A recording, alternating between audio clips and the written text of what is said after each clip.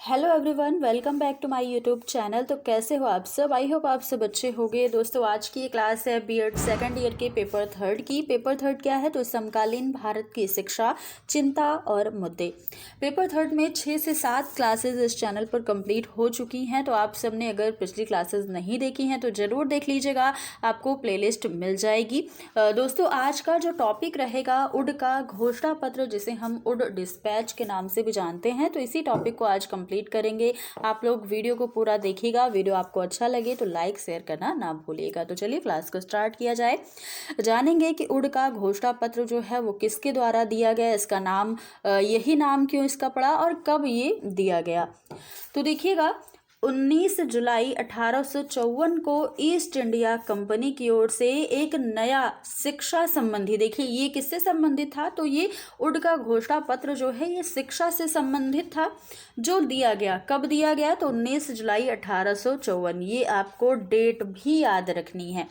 अब बात आती है ये किसके द्वारा दिया गया था। तो उस समय, तत्कालीन समय में चार्ल्स उड, जो कि बोर्ड ऑफ कंट्रोल के प्रधान थे, उनके द्वारा ये घोषणा पत्र दिया गया।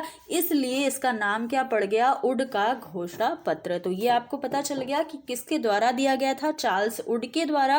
और कब दिया गया? तो 19 जुलाई 1854 को ये दिया गया था। इसलिए हम उड का घोषणा पत्र 1854 भी बोलते हैं। इसके आगे 1854 भी लगाया जाता है।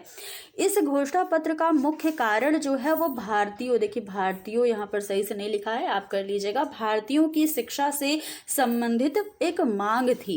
1853 में कंपनी को ब्रिटिश सरकार की ओर से एक आज्ञा पत्र प्राप्त हुआ, जिसके कारण कंपनी के प्रशासन व विधान में कुछ महत्वपूर्ण और आवश्यक परिवर्तन किए गए थे। इस प्रकार कंपनी को कुछ भारतीय मांग के कारण और कुछ ब्रिटिश सरकार के दबाव के कारण भी शिक्षा संबंधित कुछ सुधार करने के लिए बाध्य होना पड़ा था। किसे? तो ब्रिटिश सरकार के। तो यहाँ पर हमें देखना है, आगे कुछ चीज़ें और भी हैं, देख लीजिए। जैसे कि इस घोषणा पत्र में चार्ल्स उड ने भारतीय जनता की शिक्षा का संपूर्ण भार जो है वो किस पर रख दिया? तो कंपनी के ऊपर रख दिया। और कंपनी को यह बता दिया कि भारतीयों को शिक्षित करना कंपनी का एक प्राथमिक उद्देश्य होना चाहिए।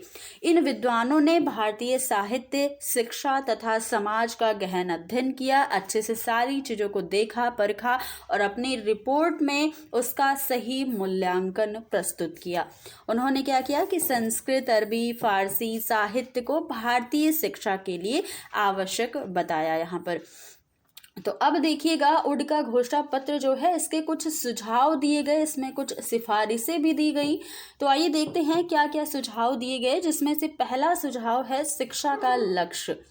शिक्षा का लक्ष्य क्या होना चाहिए? इस घोषणा पत्र में कहा गया कि भारतीयों को जीवन उपयोगी शिक्षा प्रदान की जाए, जो उनके जीवन के लिए उपयोगी हो, ताकि उनका सर्वांगीण विकास हो सके।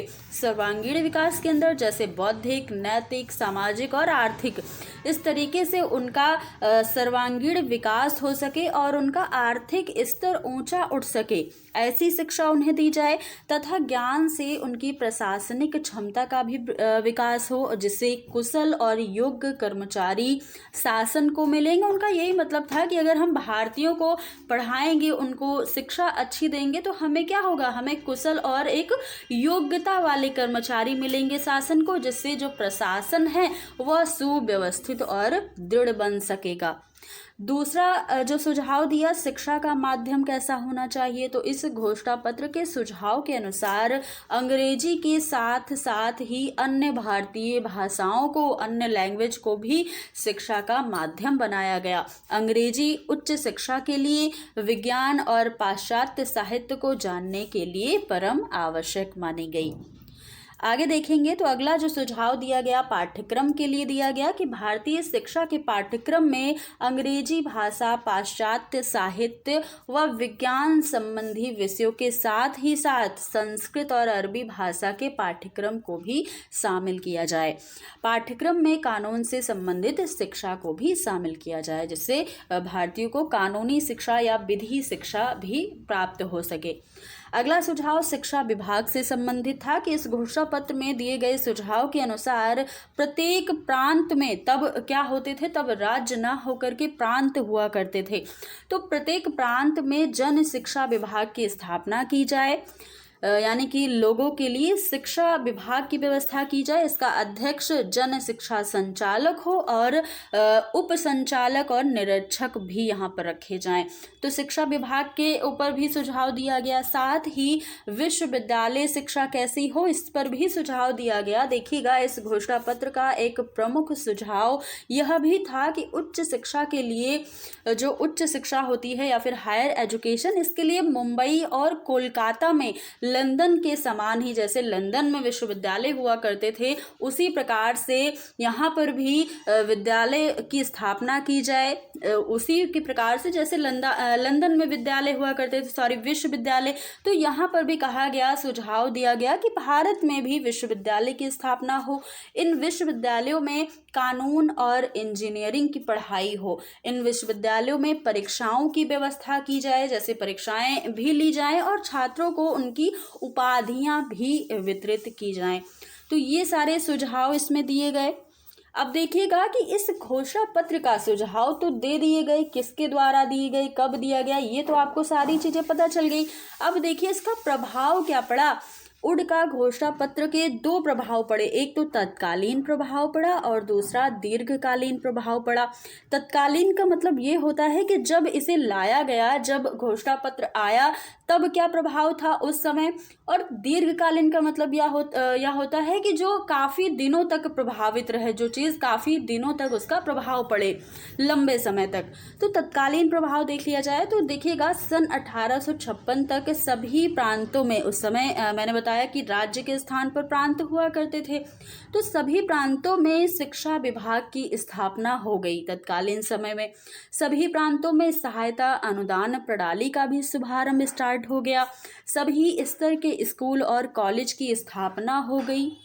सन 1857 ईस्वी में कोलकाता और मुंबई विश्वविद्यालय की स्थापना भी हो गई। तो ये इस पत्र का तात्कालिक प्रभाव यहाँ पर पड़ा, जिससे सारी चीज़ें स्थापित हो गई। अब देखिएगा दीर्घकालीन क्या प्रभाव पड़ा। तो शिक्षा राज्य का दायित्व माना जाने लगा और राज्य के नियंत्रण में शिक्षा हो गई। राज्य अनुदान प्रणाली को अनवरत किया गया। शिक्षा संगठन को विभिन्न स्तरों पर विभाजित किया गया। साथ ही भारतीय शिक्षा के उद्देश्य आधुनिक भारतीय परिप्रेक्ष्य में निश्चित हो गए। शिक्षा की पाठ्यचर्या में पाश्चात्य ज्ञान विज्ञान का विस्तार हो गया। उच्च शिक्षा का माध्यम अंग्रेजी बनाया गया और क्रमबद्ध विद्यालयों की निरंतरता होने के साथ साथ जन शिक्षा, यानी कि लोगों के लिए शिक्षा, स्त्रियों की शिक्षा, व्यावसायिक शिक्षा और अध्यापक शिक्षा में प्रगति होने लगी।